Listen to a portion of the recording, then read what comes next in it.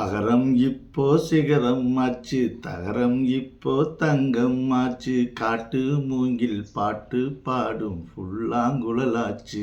இந்த மகர ராசிக்கென்று புராண இதிகாசத்தில் பல பன்மடங்கான விஷயங்கள் அடங்கியுள்ளது.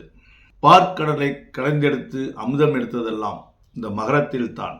மகரத்தில் பிறந்த ஆணாக இருக்கட்டும் பெண்ணாக இருக்கட்டும், இவர்கள் உழைப்புக்கு சொந்தக்காரர்கள். மண்ணில் விழுந்து விண்ணில் எழக்கூடிய ராசி என்றால் அது மகரம் ராசி தான். இவர்கள் யாரிடமும் அதிகம் போட்டி போட மாட்டார்கள். ஆனால் போட்டியின் வந்துவிட்டால் பொதுவாக எம் மனசு தங்கம், ஒரு போட்டின்னு வந்து விட்ட சிங்கம். இந்த பாட்டுக்கு முழுமையான சொந்தக்காரர்கள் இந்த மகர ராசிக்காரர்கள். இவர்களுக்கு இயல்பாகவே போட்டி பொறாமை என்பது கிடையாது. ஆனால் இவர்களை சீண்டி விட்டால் என்னை சீண்டாதீர்கள், என் வழி தனி வழி என்று ரஜினி சொல்வது போல இயற்கையாகவே இவர்கள் இயல்பு இப்படித்தான் இருக்கும். இனி மகர ராசிக்காரர்களுக்கு விரயச்சனி, ஜென்மச்சனி, பாதச்சனி, ஆக மொத்தம் 7.5 சனி. 7.5 சனி விலகும் காலமாக அமையப் போகிறது. வருகிற 2025 மார்ச் மாதம் 29ஆம் தேதிக்கு மேல் தான் பட்ட கஷ்டமெல்லாம் தீரப்போகிறது. தான் நினைத்ததெல்லாம் நடக்கப் போகிறது. மகர ராசிக்காரர்களுக்கு ஜென்மச்சனியில் கூட ஏதோ கொஞ்சம் ஓரளவுக்கு இருந்தது. ஆனால் இந்த பாதச்சனியில் சிலர் நம்பிக்கையின் பேரில் கடனை கொடுத்து விட்டு வாங்க முடியாமல் தவித்து கொண்டு, அதே போல் ஒரு சிலர் ஜாமீன் போட்டு விட்டு அவர்களுக்காக கோர்ட்டு கேஸ் என்று அலைந்துவிட்டு, தொழிலின் காரணமாக வீட்டை விட்டு வெளிநாட்டுக்கோ வெளியூருக்கோ சென்று அதில் எந்த ஒரு பிரயோஜனமும் இல்லாமல் உள்ளூர்லேயே பொழைச்சிருக்கலாமே என்ற மன வருத்தத்தை கொடுக்கக்கூடிய நிலைக்கு. ஏனென்றால் இவர்கள் எடுத்ததெல்லாம் ஃபெயிலர், 1 2 அல்ல. இந்த பாதச்சனியில் கால்கள் மட்டுமல்ல, காலும் உடலும் உள்ளமும் அனைத்தும் நொந்துவிட்டது என்று சொல்ல வேண்டும்.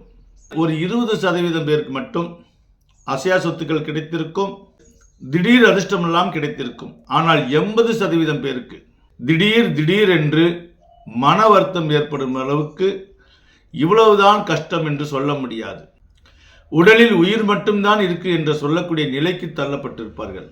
உழைப்புக்கேற்ற ஊதியம் கிடைக்காமலும், உண்மைக்கேற்ற உயர்வு கிடைக்காமலும், நல்லது செய்தும் நன்மை அடையாமலும், ஆக மொத்தம் இந்த 7.5 கடைசி காலத்தில் எவ்வளவு வச்சு செய்ய முடியுமோ அந்த அளவுக்கு செய்துவிட்டது. சிலருக்கு சூசைட் செய்யக்கூடிய நிலைக்கு தள்ளப்பட்டிருப்பார்கள். இனி 2025 மார்ச் மாதம் 29ஆம் தேதிக்கு மேல் நீங்க பட்டதுக்கெல்லாம் பலன் கிடைக்கப் போகிறது. நீங்க தொட்டதெல்லாம் துலங்க போகிறது, கெட்டதெல்லாம் விலகப் போகிறது. மகரம் சிகரம் ஏறும் காலம் வந்துவிட்டது. உங்க உழைப்புக்கேற்ற ஊதியமும் உங்கள் மதிப்புக்கேற்ற புகழ்ச்சியும் கிடைக்கக்கூடிய காலமாக வருகிறது. இன்னும் சிறிது காலமே, பொறுத்தவன் தான் பூமி ஆழ்வான். உங்கள் பொறுமைக்கு பெருமை சேர்க்கும் காலமாக இந்த சனி பயிற்சி அமைய போகிறது. கும்பராசியில் 2ஆம் இடத்தில் வாழ்க்கை ஸ்தானத்திலும் குடும்பஸ்தானத்திலும் அமைந்த சனி பகவான் குடும்பத்தில் நிம்மதியற்ற சூழ்நிலையை கொடுத்தார். இனி 3ஆம் இடத்துக்கு இடம்பெற இருக்கிறார். 3ஆம் இடத்தில் இடம்பெறக்கூடிய சனி பகவான் 3ஆம் பார்வையாக 5ஆம் இடத்தை பார்வையிடுவார். 7ஆம் பார்வையாக உங்களுடைய 9ஆம் இடத்தை பார்வையிடுவார். 10ஆம் பார்வையாக உங்களுடைய 11ஆம் இடத்தை பார்வையிடுவார். ஆக 5, 9, 11ஆம் இடத்தை சனி பகவான் பார்வையிடுவார். 5ஆம் இடத்தை பார்வையிடும் பொழுது உங்களுடைய பூர்வீக சொத்துக்களில் பிரச்சனை ஏதும் இருந்தால் உங்களுக்கு சாதகமாகவே அமையும். இதுவரை குழந்தைகள் இல்லை என்று கவலையா உள்ளவர்களுக்கு உங்களுடைய குலவம்சம் பெருகும். 7ஆம் பார்வை 9ஆம் இடத்தை பார்வையிடுவதால் தந்தை உறவுகளில் சின்ன விரிசல்கள் ஏற்படும். கொஞ்சம் நீங்கள் சாதுரியமாக நடந்து கொண்டால் தந்தை வழி சொத்துக்கள் உங்களுக்கு கிடைக்கும். லாபஸ்தானமான 11ஆம் இடத்தை பார்வையிடுவதால் நீங்கள் செய்யும் தொழிலில் மிக அற்புதமான லாபம் கிடைத்து அசையா சொத்துக்களும் அசையும் சொத்துக்களும் வாங்கக்கூடிய காலமாக இந்த 2.5 வருடம் காலம் உங்களுக்கு அமைகிறது. 11ஆம் இடம் என்பது லாபஸ்தானம். நம்ம உழைத்த உழைப்புக்கு பன்மடங்காக கொடுக்கக்கூடிய 11ஆம் இடம். ஆக 11ஆம் இடத்தை 10ஆம் பார்வையாக பார்வையிடுவதால் உங்களுக்கு இதுவரை எவ்வளவு கஷ்டத்தை கொடுத்து எவ்வளவு விரயத்தை கொடுத்ததோ 10 மடங்காகவும் 100 மடங்காகவும் இனி உங்களுக்கு லாபங்கள் வந்து சேரும். ஆனால் அதே சமயம் தற்போது 3ஆம் இடத்தில் ராகு பகவான் சஞ்சரித்துக் கொண்டிருக்கிறார். பொதுவாக 3ஆம் இடத்தில் ராகு பகவான் சஞ்சரிக்கும் காலம் பொற்காலம்தான். ஆனால் இந்த சனி பயிற்சி ஆகும் பொழுது, ராகு பகவானோடு சனி சேரும் பொழுது மிகப்பெரிய இன்னும் சோதனைக்கு உள்ளாவீர்கள். அதனால தான் இயற்கை ஜோதிடம் வெளிப்படையாக உங்களுக்கு சந்தோஷமான விஷயத்தை சொல்லிவிட்டு தற்போது கொஞ்சம் சங்கடமான விஷயங்களை சொல்ல இருக்கிறது. ஏனென்றால் சனி பயிற்சி ஆன உடனே ஆகா ஓகோ என்று பல வீடியோக்களை பார்த்திருப்பீர்கள். அப்படியே நம்ம வீடியோவுக்கு வந்திருப்பீர்கள். இயற்கை ஜோதிடம் எப்பொழுதும் உண்மையை தான் சொல்லும். அந்த வகையில் சனி பகவான் ராகு பகவானோடு சேரும் பொழுது மிக கவனமாக இருக்க வேண்டும். ராகு பயிற்சிக்கு பிறகுதான் உங்களுக்கு எண்ணில் அடங்காத லாபங்கள் கிடைக்கும், எண்ணில் அடங்காத மன மகிழ்ச்சி கிடைக்கும். நீங்கள் தொட்டதெல்லாம் துலங்கும், கெட்டதெல்லாம் விலகும். தற்போது சனி பகவான் 2ஆம் இடத்து குடும்பஸ்தானத்தில் இருந்து சிலருக்கு டிவோர்ஸ் ஆகக்கூடிய நிலைகள் ஏற்பட்டிருக்கும். இன்னும் பிரச்சனை அதிகரிக்கக்கூடிய காலமாக இந்த சனி பகவான் சனி பயிற்சி ஆகும் பொழுது ராகு பகவான் ஆல்ரெடி 3ஆம் இடத்தில் சஞ்சரித்துக் கொண்டிருக்கிறார். நீ அக்கம் பக்கத்துக்காரர்களாக இருக்கட்டும், உங்களுடைய நெருங்கிய நண்பர்களாக இருக்கட்டும், அவர்களெல்லாம் நீங்கள் மிக கவனமாக பேச வேண்டும். உங்களுடைய முயற்சியை ஒவ்வொரு அடியையும் கவனமாக எடுத்து வைக்க வேண்டும். ராகு பயிற்சிக்கு பிறகுதான் உங்களுக்கு எண்ணிலடங்காத சந்தோஷங்கள் கிடைக்கும், எண்ணிலடங்காத வெற்றிகள் கிடைக்கும், உங்கள் முயற்சி திருவினையாகும். ஆனால் ராகு பயிற்சி வரை மிக மிக இனிமேல் தான் நீங்கள் கவனமாக இருக்க வேண்டும். இந்த சனி பயிற்சி நன்மையை செய்யக்கூடிய அளவுக்கு இருக்கிறது. ஆனால் அதே சமயம் ராகு பயிற்சி வரை சனி பயிற்சி இன்னும் உங்களுக்கு கடுமையாகத்தான் இருக்கும். முதலில் சந்தோஷமான விஷயத்தை சொல்லிவிட்டு இரண்டாவது இந்த ட்விஸ்டை சொல்லுகிறோம் என்றால், ஏற்கனவே மகர ராசிக்காரர்கள் எவ்வளவு நொந்து போகணுமோ அந்தளவுக்கு நொந்து போயிருக்கிறீர்கள். மீண்டும் இந்த சனி பயிற்சி ஆகியும் உங்களுக்கு கெட்டது நடக்குது என்றால் நீங்கள் மனசு விட்டு விடுவீர்கள். அதனால தான் உங்களுக்கு மகர ராசி சிகரம் ஏறக்கூடிய காலம் என்று சொல்லி, அதே டைமில் முன்னெச்சரிக்கையாக இருங்கள் என்று. எதற்காக? உங்களுடைய 3ஆம் இடத்தில் சனி பகவான் பயிற்சியாகும் பொழுது ஆல்ரெடி அங்கே ராகு இருப்பதால், ராகுவும் சனியும் சஞ்சரிக்கக்கூடிய இடம் ஒரு சிலருக்கு எக்ஸ்போர்ட் செய்யக்கூடியவர்களுக்கு மிகப்பெரிய தொழிலை கொடுக்கும். ஆனால் அதே சமயம் திடீரென்று முடக்கவும் செய்யும். ஆக நன்மையை செய்யும், தீமையும் செய்யும். ஆனால் நன்மையை விட தீமை தான் அதிகமாக இங்கே இருக்கும். எது நல்லது எது கெட்டது என்று தீர்மானிக்க முடியாத நிலைகள் உருவாகும். ஆக இந்த காலகட்டத்தில் நீங்கள் பொறுமையாக அடியெடுத்து வைக்க வேண்டும். எதிலும் கொஞ்சம் விழிப்புணர்வோடு இருக்க வேண்டும். தூங்கும் போது கூட காலாடித்தான் தூங்கணும் என்று சொல்வார்கள். அந்த மாதிரி கேர்ஃபுல்லாக இருக்க வேண்டும். கொஞ்சம் கேர்லெஸ்ஸாக இருந்தீர்கள் என்றால் இந்த பாதச்சனியை விட இந்த 3ஆம் இடத்து சனி இன்னும் கடுமையாகும். என்ன ஒரு திருப்தி என்றால், குடும்பத்தில் கொஞ்சம் சந்தோஷங்கள் வரும், குடும்பத்தில் உள்ள மனச்சங்கடங்கள் நீங்கும். ஆனால் தொழிலிலோ வருமானத்திலோ மிகப்பெரிய ஒரு நஷ்டத்தை கொடுக்கக்கூடிய காலமாக இருக்கிறது. இதற்காகத்தான் இயற்கை ஜோதிடம் 15 வருடத்துக்கு முன்னாடியே மாற்றி யோசித்து வருமுன் காப்போம் என்ற ஒரு திட்டத்தை அறிவித்திருக்கிறது. இதுவரை நீங்கள் கேள்விப்படாத ஒரு விஷயமாக இருக்கும். இதுவரை எந்த ஜோதிட குருமார்களும் இந்த வருமுன் காப்போம் திட்டத்தை இதுவரை அறிவிக்கவில்லை. உலக அளவில், நம்ம இந்தியாவில் அளவில் மட்டுமல்ல, உலக அளவில் இந்த வருமுன் காப்போம் திட்டத்தை இயற்கை ஜோதிடம் தான் முதலாக அறிவிக்கிறது. அதாவது ஒரு விஷயங்கள் நடந்து முடிஞ்சதுக்கப்புறம் அதுக்கு ஒரு பரிகாரம் தோஷம் கழிக்கிறேன் என்று நீங்கள் புறப்படாமல் எந்த ஒரு விஷயத்தையும் வருமுன் காப்பது தான் சிறப்பு என்பது போல, இந்த வருமுன் காப்போம் திட்டத்தில் எந்த விதமான பிளாக் மேஜிக்கும் எந்த விதமான பரிகார செலவும் இருக்காது. அன்றாட நம் வாழ்க்கையில் தூங்கி எழுந்தவுடன் ஒரு சிறிய மெடிடேஷனும் ஒரு சிறிய உடற்பயிற்சியும் அவரவருக்குரிய பர்சனல் நாட்கள் பர்சனல் நேரங்கள் முறையாக கடைபிடித்து, ஒரு தர்மம் செய்வதென்றாலும் எந்த நாட்களில் தர்மம் செய்ய வேண்டும், ஒரு கடவுளை வணங்குவதென்றாலும் எந்த நாட்களில் கடவுளை வணங்க வேண்டும், நீங்கள் எந்த கடவுளை வணங்கினாலும் அந்த கடவுளுக்கு உண்டான நேரம் என்று இருக்கிறது. அதே போல உங்களுடைய பர்சனல் நேரம் என்று இருக்கிறது. இது வெளிப்படையாக மக்களுக்கு எடுத்து உரைக்கிறது இயற்கை ஜோதிடம். வருமுன் காப்போம் திட்டத்தில் இணைபவர்களுக்கு உடல் ரீதியாகவும் மன ரீதியாகவும் பண ரீதியாகவும் அனைத்து பிரச்சனையும் தன் வாழ்வில் வளம் பெறுவதை நீங்கள் உணர்வுபூர்வமாக உணர்வீர்கள். நாம் கடக்கும் பாதையில் ஒரு முள்ளு கிடக்கிறது என்றால் அது முன்கூட்டியே நமக்கு தெரிந்துவிட்டால், ஒன்று நாம் அதற்கு தகுந்த செருப்பு போட்டு போவோம், அல்லது ஜம்ப் பண்ண திறமை இருந்தால் ஜம்ப் பண்ணுவோம், அல்லது இந்த இரண்டுமே இல்லை என்றால் நாம் அந்த வழியை தொடராமல் மாற்று வழியை யோசித்து தொடருவோம். இதுதான் வருமுன் காப்போம்.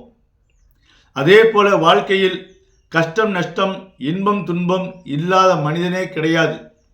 பிறப்பு இறப்பு மட்டும்தான் நம்ம கையில் கிடையாது. ஆனால் இடைப்பட்ட வாழ்க்கை என்பது நம்ம கையில் உள்ளது.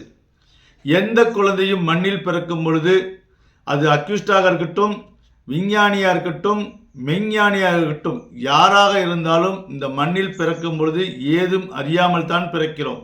ஆனால் அவரவர் வாழ்வியல் தனக்கு நடக்கக்கூடிய விஷயங்கள் சுச்சுவேஷனுக்கு தகுந்த மாதிரியும், அது எதை கேட்குதோ, எதை பார்க்குதோ, எந்த மொழியை தன் காதில் கேட்கிறதோ அதை தாய்மொழியாக அமைத்துக்கொண்டு இதுதான் என் இடம், இதுதான் என் எல்லை என்று தீர்மானிக்கக்கூடிய நிலைகள் வருவதற்கு குறைந்தது ஒரு 5 வயசு 6 வயசாவது ஆகும்.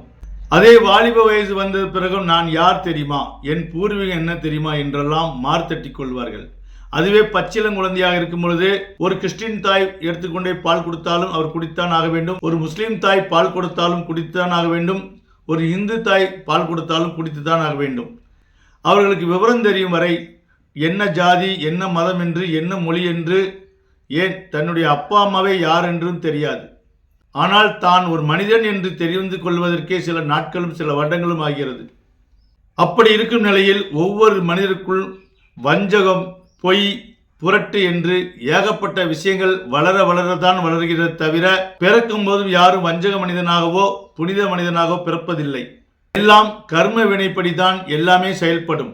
போன ஜென்மத்தில் நம்ம எதை தெரிந்து கொண்டோம், எதை ஆக்கிரமித்து கொண்டோம், எதை நாம் விட்டு சென்றோமோ அதற்கு இணையாகத்தான் இந்த ஜென்மத்தில் கிரக அமைப்புகள் அமையும். போன ஜென்மம் என்பது நமக்கு தெரியாத ஒரு விஷயம், ஆனால் பிரசன்ட்ல வாழக்கூடிய நாட்கள் நமக்கு தெரிந்த விஷயம். போன ஜென்மத்தில் செய்த தவறுக்காகத்தான் இந்த ஜென்மத்தில் படாதபாடுபடுகிறோம். இனி அடுத்த ஜென்மத்தில் அந்த பாடு படக்கூடாது என்பதற்காக இந்த வருமுன் காப்போம் திட்டத்தில் இணைந்து அவரவர் உள்ளத்தை தூய்மையும் படுத்தி அவரவர் செய்யக்கூடிய தொழிலை, அதாவது கர்ம வினை என்று சொல்லக்கூடிய நீங்கள் செய்யக்கூடிய செயலுக்கு சம்பளமாக அமையக்கூடிய விஷயம்தான் கர்ம வினை.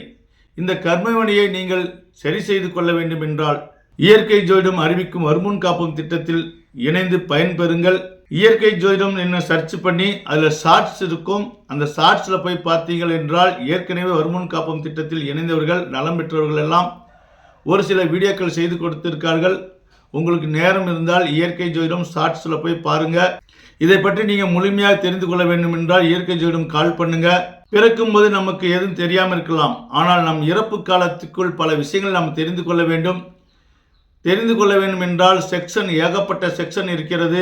அதற்கு ஒரு எக்ஸாம்பிள் சொல்ல வேண்டும் என்றால், நீ படித்தவன் தானே, உனக்கு அறிவு இருக்கா என்று சிலர் கேட்கலாம். படித்தவன் தான், ஆனால் படிப்பில் ஏகப்பட்ட செக்ஷன் இருக்கிறது.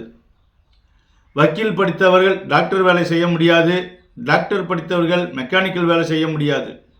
உடம்பு மெக்கானிக்கல் வேற, வண்டி மெக்கானிக்கல் வேற. அந்த மாதிரி எஜுகேஷனில் ஏகப்பட்ட செக்ஷன் இருக்கிறது.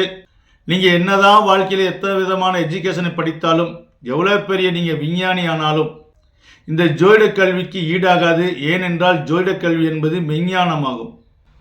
மெஞ்ஞானம் இல்லாமல் எந்த விஞ்ஞானமும் வளராது என்பதை ஆணித்தரமாக புரிந்து கொள்ளுங்கள். இன்றைய காலத்தில் நம்ம செவ்வாய் கிரகமாக இருக்கட்டும், எந்த கிரகமாக இருந்தாலும் நம்ம ஒரு வாகனத்தை இயக்கி கொண்டு செல்லலாம். ஆனால் அன்றைய காலத்தில் எந்த வாகன வசதியும் இல்லாமல் நம் முன்னோர்கள் கிரகங்கள் என்றால் இப்படித்தான் இருக்கும், கிரகங்கள் இந்த டிஸ்டன்ஸில் தான் இருக்கும், கிரகனுடைய கதிர்வீச்சுகள் இந்த அளவு தான் பூமியில் வந்து சேரும் என்றெல்லாம் அந்த காலத்திலேயே நம் முன்னோர்கள் கண்டுபிடித்தார்கள். அதுதான் மெஞ்ஞானம். மெஞ்ஞானம் ஒன்று வேண்டும் என்றால் அவர்களுடைய சுயஜாதகத்தில் புத்திநாதன் என்கிற புதன் கிரகமும் யானத்துக்கு பேரொழியால் திகழக்கூடிய கேது கிரகமும் தான் ஒருவரை யானியாக்குகிறது. ஆக யானத்தை உணர வேண்டும் என்றால் பல தியாகம் செய்ய வேண்டும். சிறு வயதில் அவர்கள் படாத கஷ்டமே இருக்காது. அவர்கள் கொஞ்ச நெஞ்சமல்ல, ஒரு சலவை துணி போல அடித்து துவைத்து அயன் பண்ணி வைத்தால் தான் அந்த துணி நல்லா இருக்கும் என்பது போல அவர்கள் வாழ்வில் நிறைய சூறாவளியும் சுனாமியும் வந்து எவ்வளவுக்கு எவ்வளோ அவர்களை துவைத்திருக்க முடியுமோ அந்த அளவுக்கு துவைத்திருந்த பிறகுதான் குடும்பம் என்றால் என்ன, பணம் என்றால் என்ன, சொந்த பந்தம் என்றால் என்ன, தெய்வம் என்றால் என்ன என்று அவர்கள் தெரிந்து கொள்ளத்தான் இவ்வளவு கஷ்டங்களை இறைவன் கொடுக்கிறான். ஆக ஒருத்தருக்கு கஷ்டம் கொடுப்பது என்றால் அவன் தேர்ச்சி அடைகிறான் என்று அர்த்தம். சிலர் அதில் தாங்க முடியாமல் சூசைட் கூட செய்து கொள்கிறார்கள். ஆனால் ஒரு சிலர் சூசைட் செய்தும் பாதி வெந்தும் பாதி வேகாத நிலையோடு வாழ்ந்து கொண்டிருக்கிற நிலைகள் ஏற்படுகிறது. இவைகளெல்லாம் நீங்கள் முழுமையாக தெரிந்து கொள்ள வேண்டும் என்றால் இயற்கை ஜோதிடம் வருமுன் காப்போம் திட்டத்தில் உங்களுக்கு விருப்பம் இருந்தால் கலந்து கொள்ளுங்கள். இதை பற்றி நீங்கள் தெரிந்து கொள்ள வேண்டும் என்றால் இயற்கை ஜோதிடம் கால் பண்ணுங்க. உண்மைக்கும் உழைப்புக்கும் உயர்வுக்கும் முக்கியத்துவம் கொடுக்கக்கூடிய மகர ராசிக்கு இந்த 7 சனி நீங்கி இனி நீங்க தொட்டதெல்லாம் துலங்கணும், கெட்டதெல்லாம் விலகணும், இறையருள் உங்களுக்கு கிடைக்கணும். இறையருளால் துன்பப்பட்ட நீங்கள் இனி இன்பமாக வாழ வேண்டும் என சொல்லி மீண்டும் அனைவருக்கும் என் நெஞ்சார்ந்த வணக்கத்தை தெரிவித்துக் கொள்கிறேன்.